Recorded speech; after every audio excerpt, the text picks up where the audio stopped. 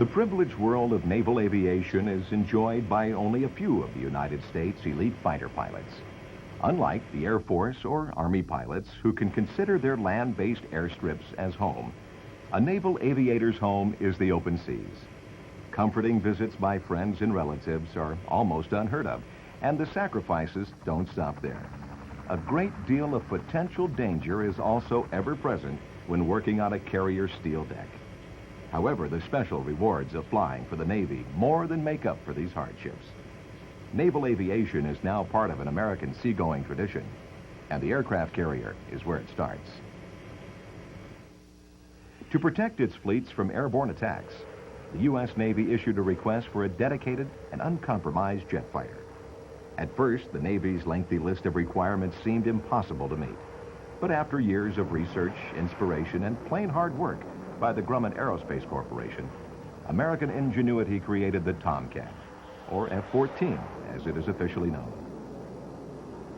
2 squadrons of Tomcat fighters are deployed on the major carriers for missions around the world. The F-14 is so complex and demanding that 2 aviators are needed to fly it. The pilot's concentration is focused full-time on his flight controls, and the flight officer understands the unique electronics of the Tomcat's radar and weapon systems.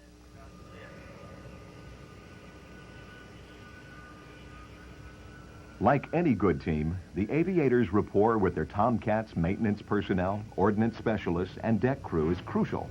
Each man's role is equally important as the F-14 excels where lesser aircraft have tried but failed, in the role of MiG killer.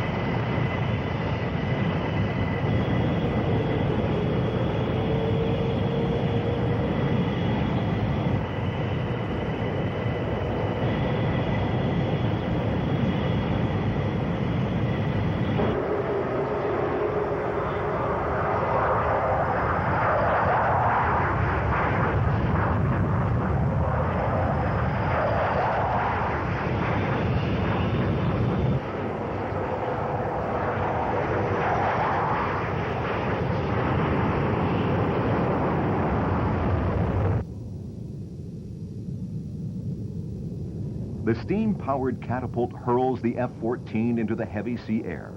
The Tomcat's wings are swept forward for maximum lift as it hungers for the freedom that only higher altitudes can provide.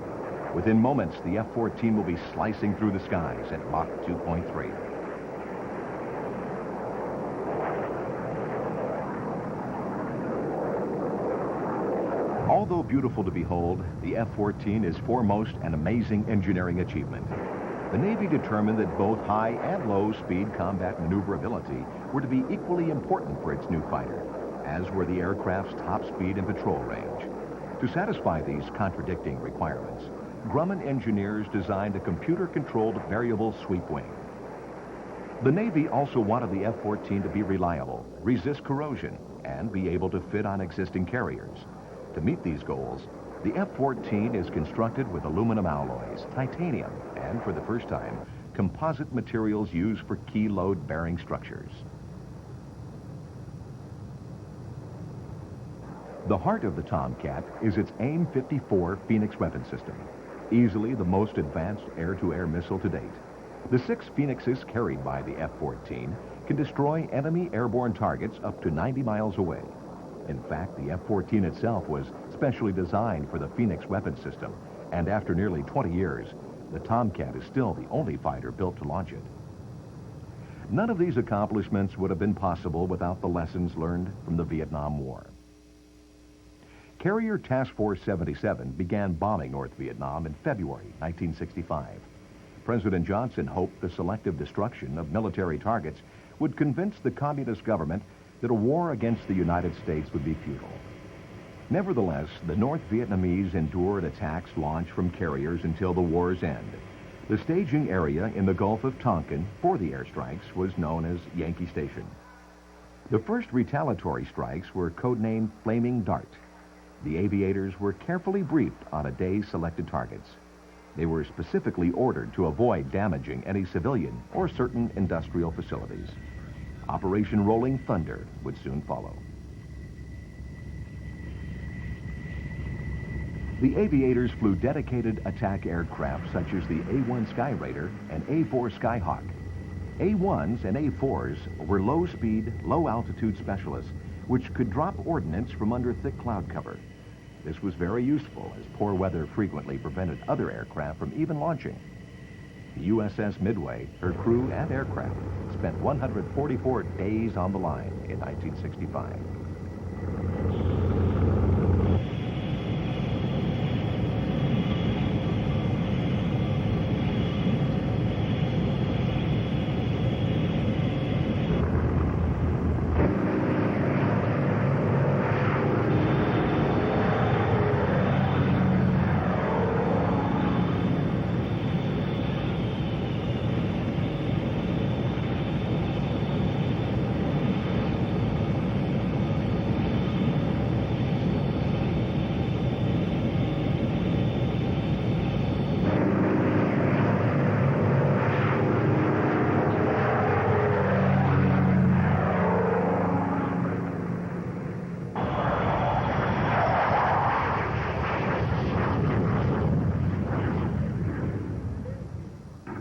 The piston-powered Douglas Skyraider was a brawny warhorse left over from the last days of World War II.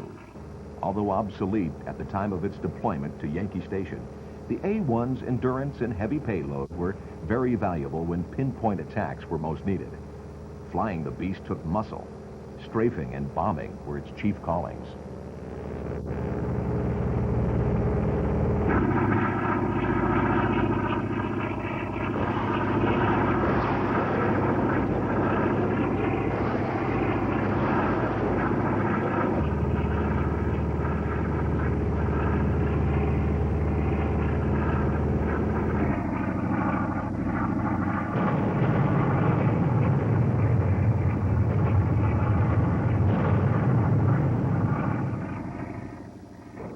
The Skyhawk was Douglas's jet-powered light attack platform developed in the 1950s.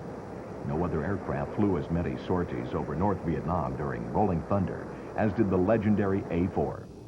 The Marines also flew the A-4 from Da Nang and Chu Lai. The Skyhawk was heavily armed with two 20mm cannons, air-to-ground rockets and guided missiles, and of course, bombs.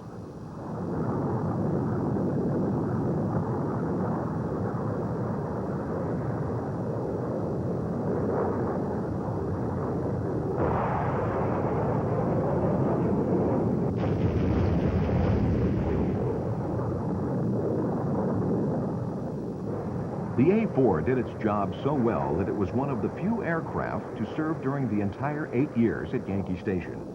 Maintenance crews praised its reliability, and aviators loved its easy handling. No bomber was ever this light and so lethal.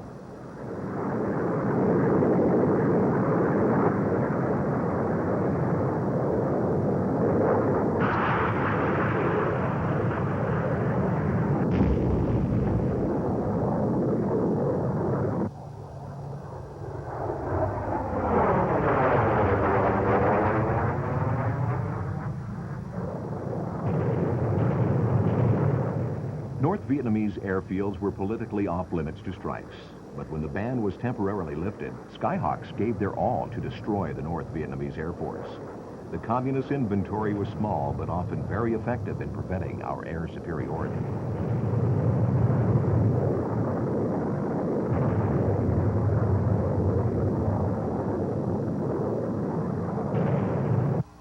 One of the aircraft flown by the North Vietnamese was the Soviet-designed Mikoyan-Gurevich MiG-17 Fresco.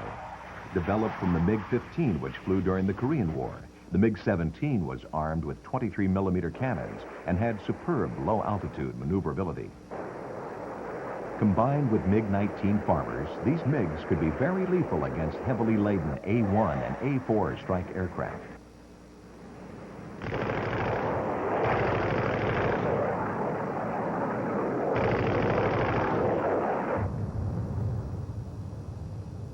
North Vietnam had a powerful network of Soviet-designed air defenses. MiGs, surface-to-air missiles, and anti-aircraft artillery would each claim many aerial victims. The phrase "feet wet" would be two of the happiest words a pilot could speak as he flew across the beach toward his carrier home. The mission completed.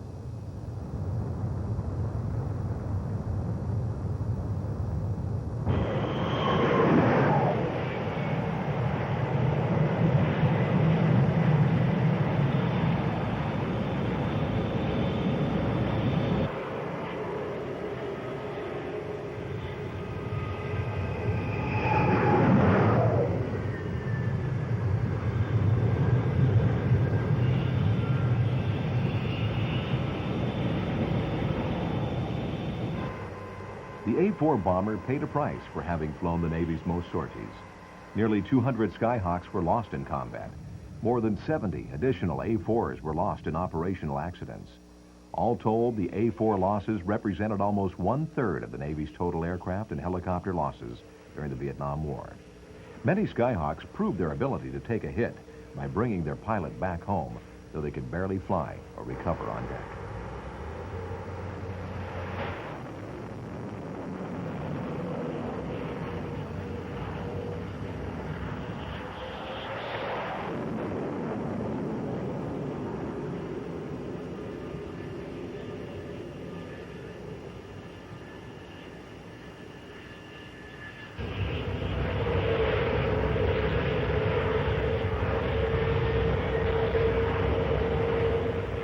Cannons were the A-1s and A-4s' only air-to-air weapons. Using cannons exclusively was both difficult and dangerous.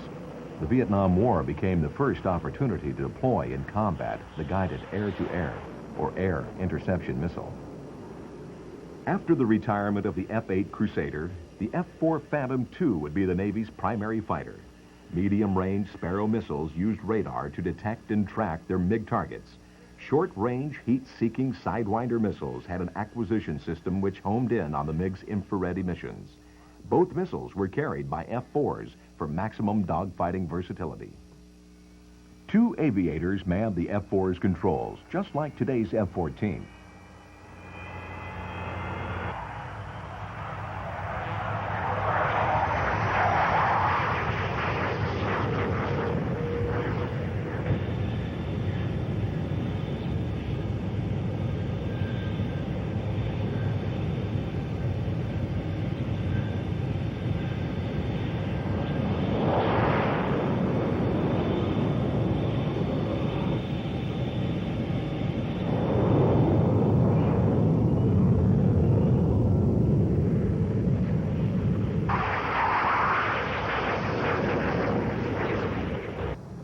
The F-4 Phantom was the most versatile jet fighter in the U.S. inventory.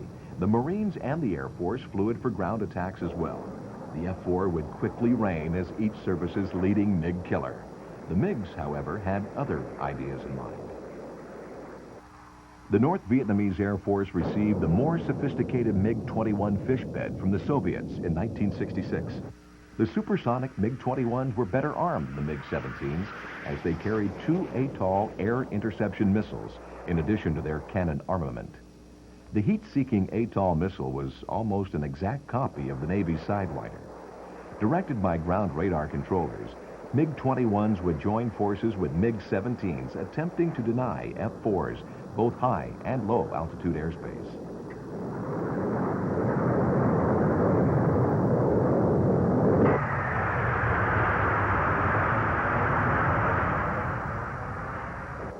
Although smaller and slightly slower than the F-4, the MiG-21 was more maneuverable and a highly capable combat aircraft.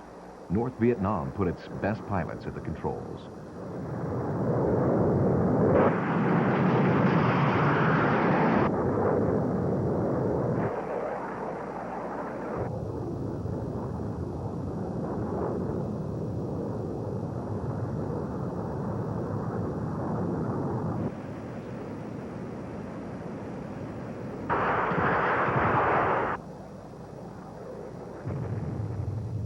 The Navy and Marines lost 16 aircraft to MiG fighters. The Air Force lost 63. Colonel Toon was the North's leading ace with 13 claimed kills. Captain Win Van Bay claimed 7 kills and the honor of being the first ace of the Vietnam War. A high percentage of American prisoners of war were pilots who had been shot down over North Vietnam. Refused access to the Red Cross, the North Vietnamese treated the airmen as criminals and subjected them to beatings and ritual torture. Many died from starvation and disease. Perhaps the greatest day in modern U.S. naval aviation is 10 May 1972, as Lieutenants Randy Cunningham and William Driscoll shot down 3 MiG fighters during one mission.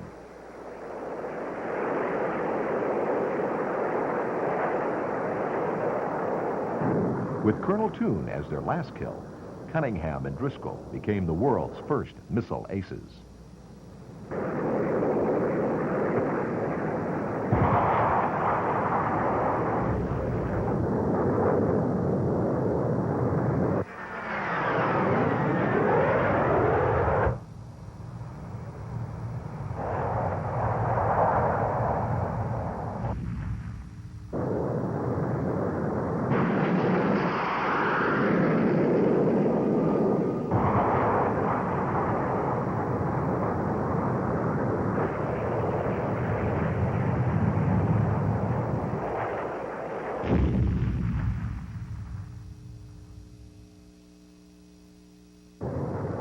The F-4s were successful against the MiG-21s, but were not as overwhelming as American fighters were against the MiG-15 during the Korean War.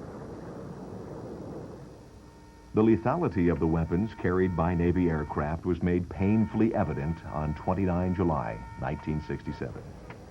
After only 5 days on the line in the Gulf of Tonkin, the USS Forrestal suffered a terrible disaster when air-to-ground rockets were accidentally ignited. Their explosion resulted in a catastrophic fire which raged uncontrollably across the Forrestal's deck. 21 F-4s, A-4s, and RA-5s were destroyed. After containing the fire and assessing the damage, the Forrestal was to immediately return to its Norfolk, Virginia port for lengthy repairs. Its time on the line at Yankee Station was over for the remainder of the war. A smaller accident had occurred on the USS Oriskany just months earlier when a flare locker exploded, destroying 3 aircraft.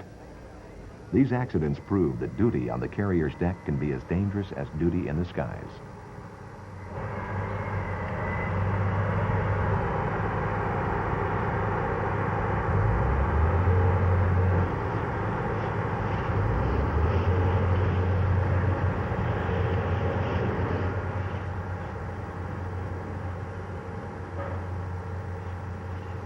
The losses to personnel on the Forrestal were tragically high.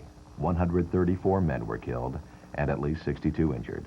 The Oriskany suffered the loss of 44 men and 38 injured. Although infrequent occurrences, these accidents remind us of the heavy price paid by those sailors who will never enjoy the aviator's glory of being a MiG killer, but nonetheless risk all for the service of their country.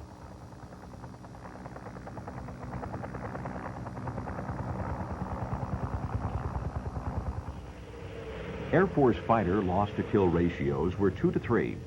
The Navy was far more successful, partly due to their Top Gun program for air combat pilot excellence. Its aviators were ready for a new fighter to match their skills.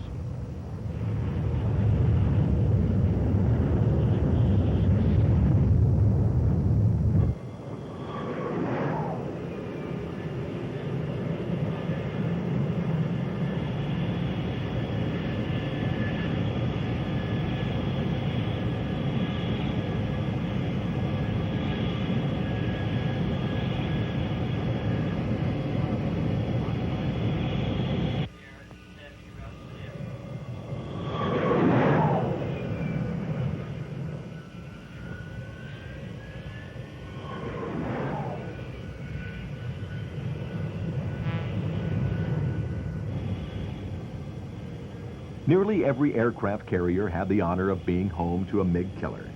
The USS Constellation's air wings were credited with 15 kills. The Bonham-Richards wing scored 12 kills, and the Midway's 8 kills. Most MiG kills were by the F-4 Phantom. Yet by 1972, the new fighter had just arrived.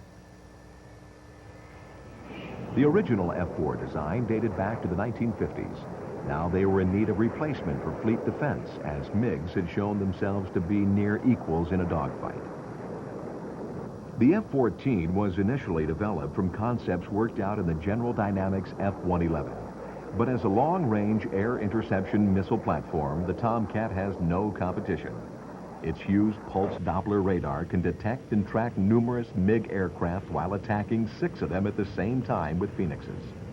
Just in case of a close-in dogfight, the F-14 also carried Sparrows, Sidewinders, and a 20-millimeter cannon. The Navy was getting a lot of firepower from just one fighter. The Tomcat made itself right at home upon deployment to the Navy's 4 major fleets. Despite its increased aerial lethality, the F-14 took up no more deck space than the F-4. And despite the Tomcat's structural and electrical complexity, fewer maintenance problems were encountered than some analysts originally feared. But to no one's surprise, the new fighter's biggest fans were its aviators.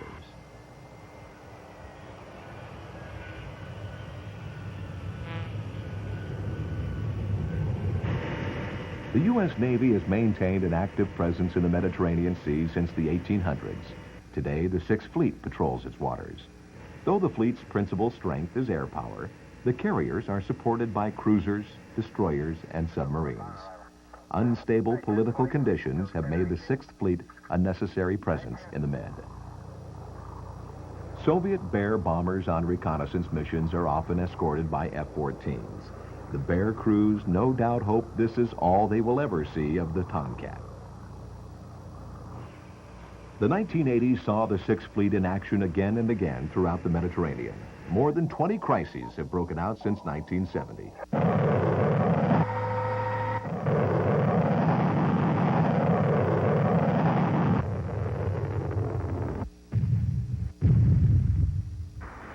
The combat-ready F-14 Tomcats were soon to meet their first real challenge.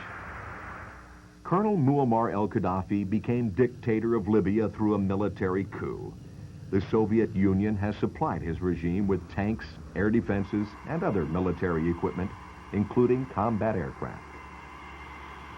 In 1981, the 6th Fleet was on maneuvers in the Gulf of Sidra. These international waters were claimed by Colonel Gaddafi as belonging to Libya. Gaddafi said that to sail into his Gulf was to cross the line of death. The Navy would not be intimidated by his threat and conducted its maneuvers as scheduled. The Tomcats were prepared for a typical combat air patrol mission. They were armed with a full load of Phoenixes, Sparrows, Sidewinders, and cannon projectiles.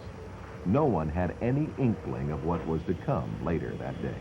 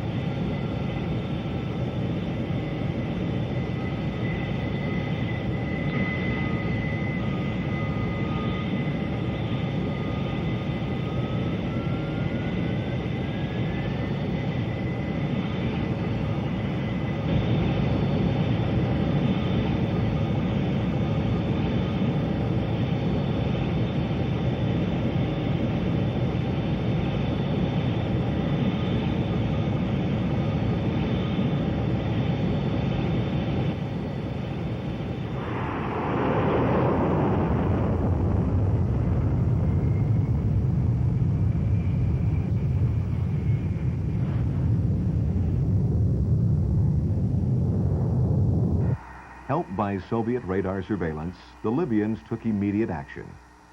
Soviet-built Sukhoi Su-22 attack aircraft, similar to these Su-7s, took off from the Al-Bumba Air Base. The Sukhois were armed with heat-seeking ATOL missiles.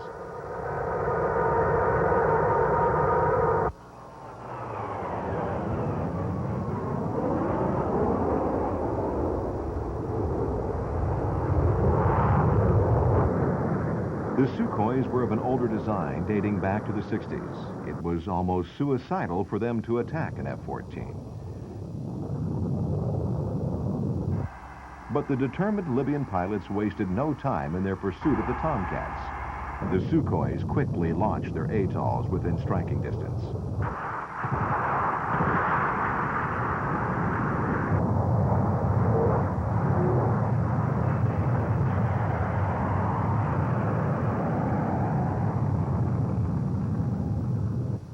The Tomcat aviators responded to the attacking Sukhois using their razor-sharp flight skills.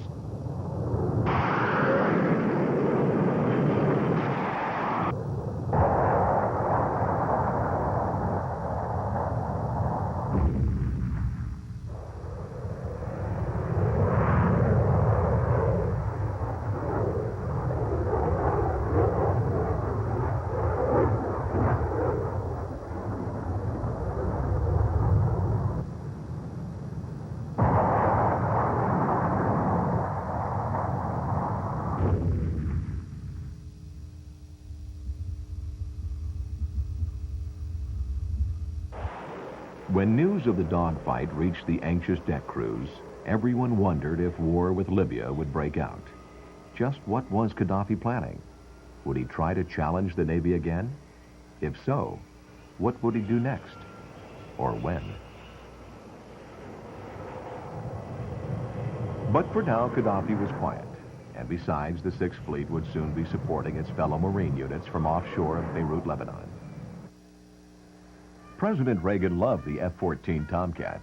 Throughout his administration, he deployed naval air power to demonstrate America's presence and commitment to the fight for freedom.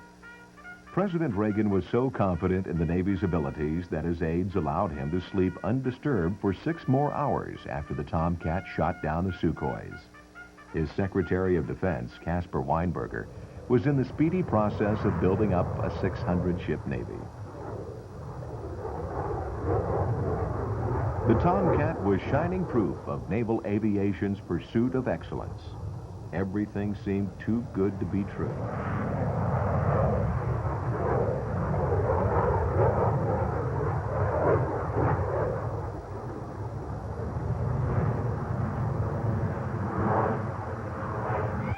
Without warning, an explosion ripped apart an American military discotheque in West Germany. A U.S. airliner was hijacked. Random acts of terrorism against innocent civilians spread across the European continent. Intelligence sources eavesdropping on Libyan radio reported Gaddafi to have ordered the terrorist attacks. The United States was held hostage. A raid was on to bomb Libyan military installations. Air Force FB-111 bombers took off from bases in England and flew thousands of miles en route to Libya. Soviet military air transports parked on a runway near Tripoli were easy to find even after the long flight. The FB-111's infrared television recorded the event. All bombs exploded within striking distance of their targets. A-6 intruders were launched from 6 fleet carriers for raids on Benghazi. F-14s provided combat air patrol. This time, there were no MiGs to fight. But the intruders had to evade more than 100 surface-to-air missiles to drop their bombs on target. In January 1989, Gaddafi would suddenly strike again. He had received high-tech swing-wing MiG-23 floggers from the Soviets. Unaware of Gaddafi's intentions, F-14 Tomcats were launched as usual for combat air patrol. Gaddafi ordered his floggers to attack the Tomcats. The following is a recording of the actual radio transmission between the Tomcat aviators, the USS John Kennedy, and the E-2 Hawkeye electronic control aircraft, which first detected the approaching MiG-23s. Gypsy 207, contact 175, 72 miles. Looks like a flight of 2, Angels 10. Close out curves showing 78 miles. Throttle back just a little bit here.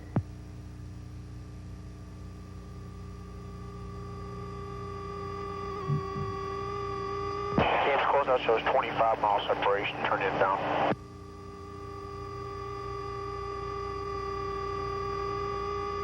Contacts appear to be heading 315 now, speed 430, Angels approximately 8,000. Roger, Ace, take it north. We have to make a quick loop here. Starboard, I'm going to give you collision here. Okay, come starboard about 40.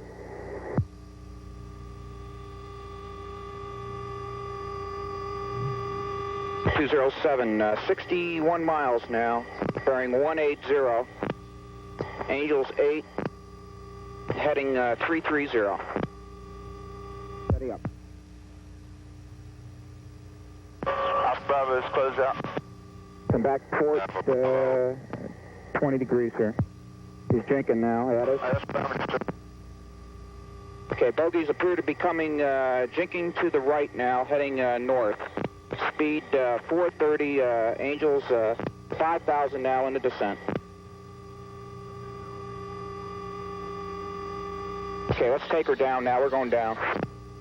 Sure. Close out 53 miles now. Bogies appear to be heading directly at us. I'm coming port. Steady up 150 for 30-degree offset. 50 miles.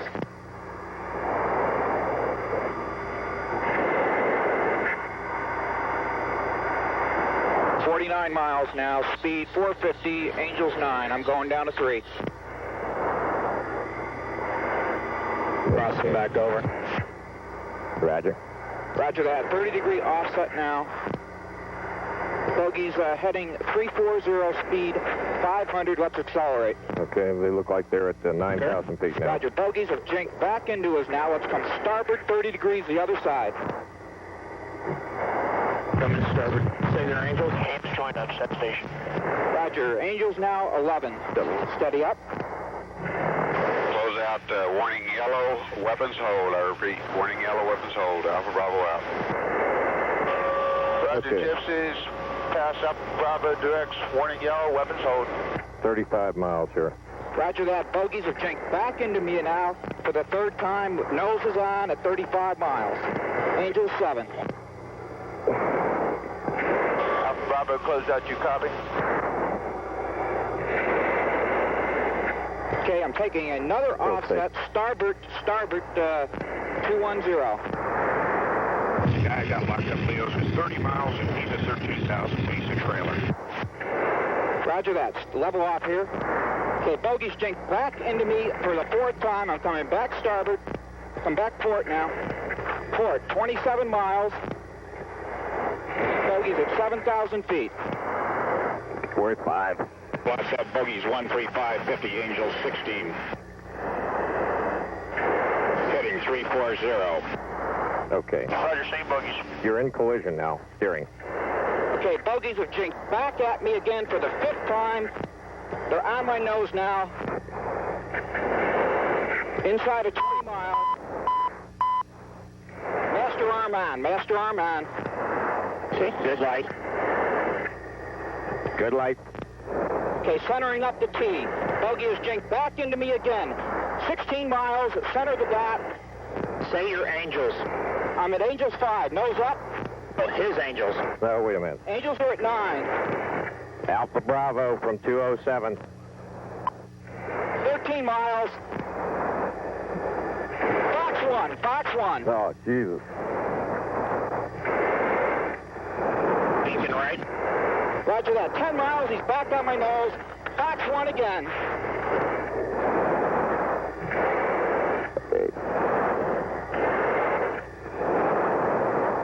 Watching them up. 6 miles. Tally 2. Turning into me. Roger that. 5 miles. 4 miles. Okay, he's got a missile off. Breaking right.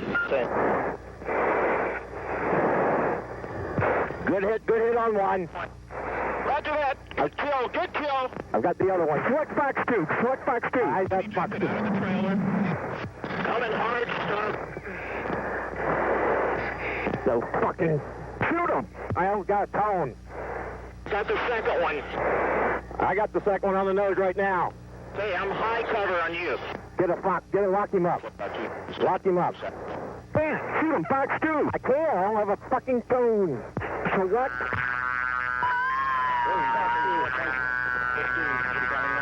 Good kill, good kill. Hey, good kill. Pilot ejected. Pilot ejected out of the second one. Okay, Meister, let's head north, Okay, port side, high, I'm coming down hard. Roger. Roger that. Just either going north, let's go down low, on the deck, unload, 500 knots, let's get out of here. Okay, 2 good shoots.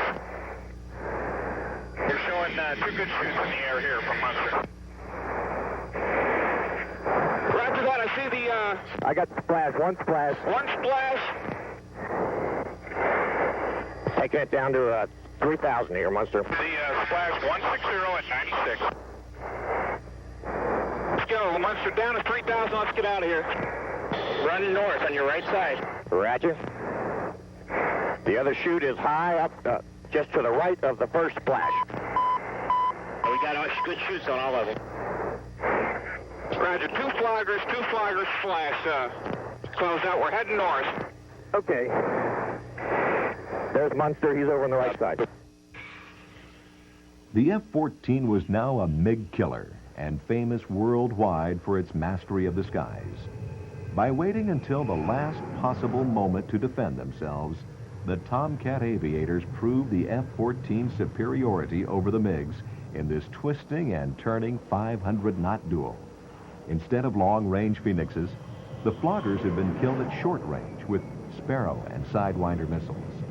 The Tomcat could fight and win in any situation.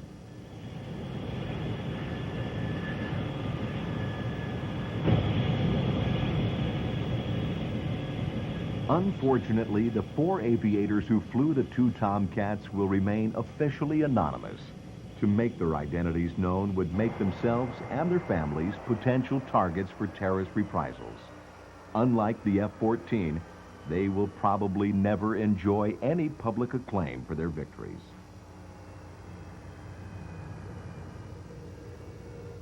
The mental and physical fitness required to fly an aircraft like the F-14 demands a dedication that only a few can commit to. It is a dedication that is greater than the pursuit of money, power, or fame. Few people will ever come to grasp the reasons why anyone possessing such intelligence and coordination would commit his life to being a Navy fighter pilot. Those who do fly or want to fly for the Navy will immediately understand. It is simply to be the best. Ever vigilant and always prepared, Tomcat aviators are waiting on call until their services are needed again. If and when the need arises, the F-14 Tomcat and its crew are guaranteed to deliver.